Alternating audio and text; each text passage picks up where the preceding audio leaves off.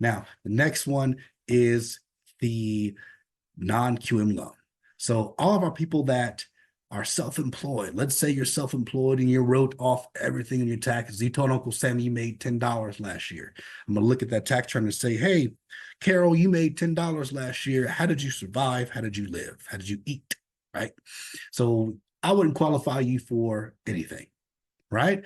So what a non-QM loan does, it allows you to use alternative documentation methods. So for example, instead of me using tax returns, I can use the last 12 months of your bank statements.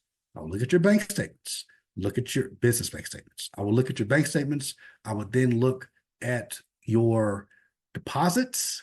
I would take those deposits and I would use usually the varying from lender to lender, up to 70% of the deposits as your monthly gross income. Okay. I don't ask for tax returns. I don't ask for anything else regarding your taxes.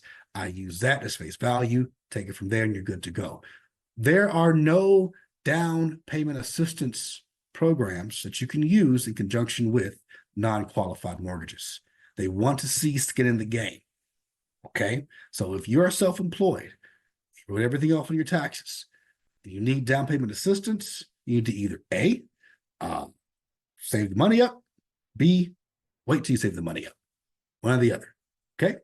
Now, and once again, there are a lot more things that you can use to qualify, such as a profit and loss statement, a 1099, CPA letters, a lot of things you can use outside of your standard tax returns to qualify for a non-qualified mortgage. Keep that in mind. Okay. Now, I'll go over this again. Down payment. How much down payment do I need? This is the number 3 asked question that I get on a daily basis.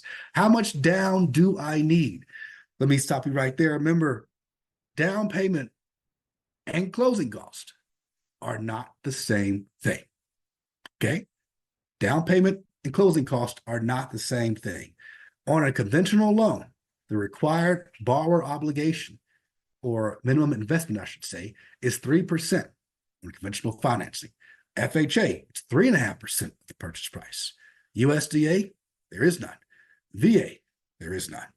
Okay, so remember, conventional, 3% minimum if you're a first-time home buyer. If you're not a first-time home buyer, it's 5%. Okay, FHA, 3.5% across the board. VA, there is none, and USDA, there is none. Keep that in mind. Okay, but those are the minimums that are out there.